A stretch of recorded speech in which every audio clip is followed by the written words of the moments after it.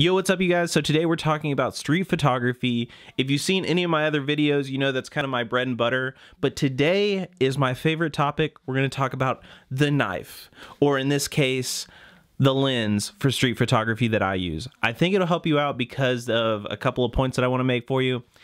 If you want to, hang around, watch the intro, and we'll get into it. So to start off, I've got my iPad and I've got an article explaining the lens that I use, and I want to go over a couple of specs because I know a lot of people will appreciate that. I don't want to go too deep into all of them. I'm sure there's plenty of other videos for that. It's not a super new lens. So if you want that in depth, there's plenty of YouTube for that. But on the other side, I do want to give you some specs. So first of all, I use the Sigma 18-35 f1.8. It's amazing for street photography because it's the perfect focal length for me. So a lot of people will promote a couple of other lenses for street photography, and they're great as well. There's nothing wrong with them. They're awesome. But for me, this has been my bread and butter for at least a year and a half, maybe 2 years, something like that. So I like it. For one, it got me into it because of the price, but we'll go into that in a minute. And then on top of that, it got me into it because of the focal length. I wanted something that I could shoot something a little bit wider than, say, 50 mil or 85 mil or whatever for street photos. So like I said, it's 18-35, but for a comparable focal length on full frame. So obviously what I use is crop sensor. A lot of people will promote those full frames, and they're awesome, but I wanted to promote this because this is a good format for getting into street photography. This isn't for, I've been doing it 10 years and I have 100 pieces of glass. This is for getting into street photography. And if you're looking for an affordable setup that's going to give you the ultimate outcome with that cost. So that's why I wanted to show you this lens. So we have the 18-35. It's a roughly 30 or 28 to 56 millimeters equivalent. The aperture maximum is f1.8, which is awesome, so you get that low light, you get the bokeh. The minimum is f16, like most lenses. This is for the Canon EF mount, but if you're looking on Sony or any of those other ones, I know they make Sony, I'm pretty sure they make Nikon, they might make Fuji, but I know it's on Canon and Sony. Just Google Sigma 18-35 and then whatever your lens mount is, and I'm sure it'll come up. Beyond that, we have angle of view, which I don't really care much about. Minimum focus distance, so it's about 11 inches. It's just under a foot, which is really good, so you can get some really close stuff. This can be an issue if you get something that doesn't do this and you want to get some street photography where you catch those people walking past you in the streets or whatever. Usually what I like to do is start high or start off to the left or the right or whatever and move the camera into it. I always hit that mic. And I move into my shot. That way the person is still going to walk to me. Because some people, if you're pointing the camera directly at them, they'll walk the other way. So one of my things is having a lens that allows me to get a close focal distance. And yeah, I'm probably not going to shoot 11 inches or whatever. But the ability for it to do that and for it to still focus is really excellent.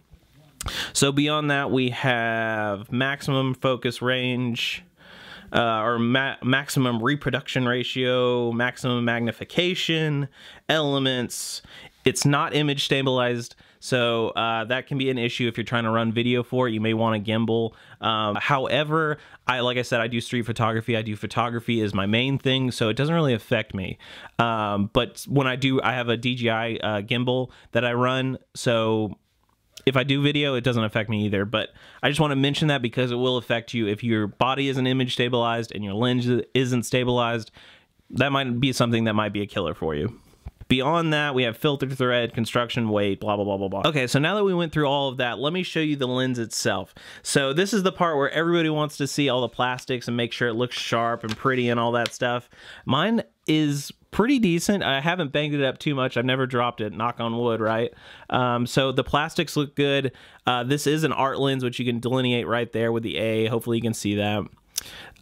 You get the actually focus ring down here, and then your aperture settings here. This is where you're going to actually see all the numbers for your focusing, like distance and stuff like that.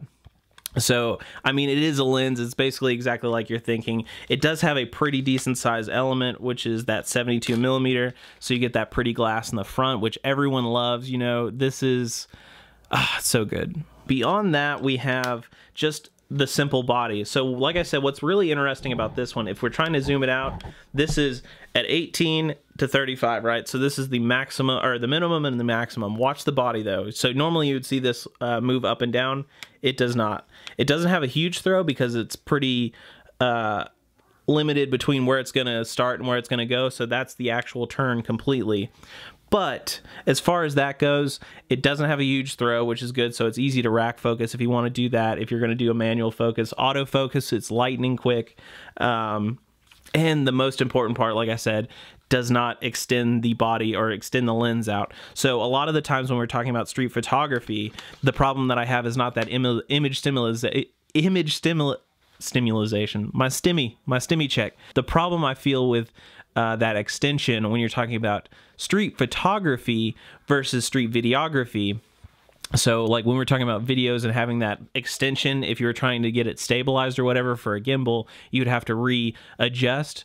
For street photography, my biggest issue is being nonchalant, and I don't want people to... I'm already carrying a pretty decent sized camera with a battery extension on the bottom, and then I already have a pretty decent sized lens, so I don't want it to extend out way too far from my body because it just gives off that feel that I'm already taking a photo, and a lot of people will get awkward about it, so I don't want that. I want them to not notice that I'm taking that photo. So that's just one more ability for this lens to keep me behind the scenes where I like to be versus directly up front with this massive lens or whatever right in somebody's face. So that's one of the biggest things for street photography that I appreciate when it comes to the Sigma. So now that we move beyond the technical stuff, I've showed you the lens, let me show you what I've done with it, give you some examples of why I enjoy it. So this first photo, this is one that I actually took while I was in the middle of Atlanta, and I'll show you the little TikTok I made here.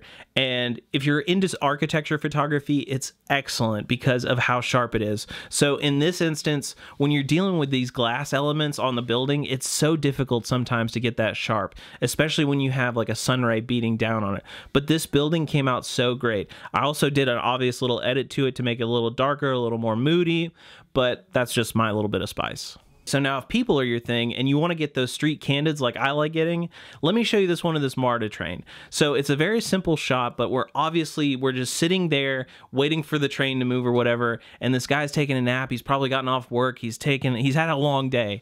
But this photo came out amazing, and I love the black and white edit. It's just, it feels like a MARTA train. It feels like just low-key into the day. It feels like sleep. It feels like the city. It just feels, you know, I don't know how to explain it, but I think you'll get the gist, and you can see in the image how sharp it is, and I used the Sigma for that one as well. Okay, so thank you guys for watching so much. If you made it this far, I appreciate it, because this has been basically my first little gear review for the channel, and I know it's not been B-roll filled or macro-esque everything to show you all the little pieces and bits and stuff. Maybe I can make that in the future for you. But right now, I just want to give you the ability to see the lens, to enjoy it, to see what I've done with it, give you a couple of tips as far as street photography, because like I said, that's my niche, that's my bread and butter, and that's what I enjoy doing. So I always like showing the tools that I use that have helped me get those things. So if you've appreciated any of this information, you want to hear some more, let me know in the comments. Let's make it a dialogue, you know? And if you want to, I would super appreciate it. Hit that like button. Let me know you liked it. That way it gets pushed out to everybody else, and maybe somebody else that's getting into street photography will get to see it as well. If you also want to, you can hit that subscribe button for the next thing. Who knows what it's going to be, but I appreciate it, and I'm sure you'll like it. And if you don't, like I said in the last one, hopefully the next one will be pretty good, or you'll find something in the future. But I appreciate everything you do when it comes to those things. It helps the channel out so much. It's brand new.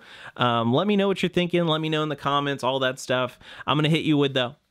And I appreciate you. Thank you so much for checking all of this out. Let me know what you're thinking, and I'll see you in the next one.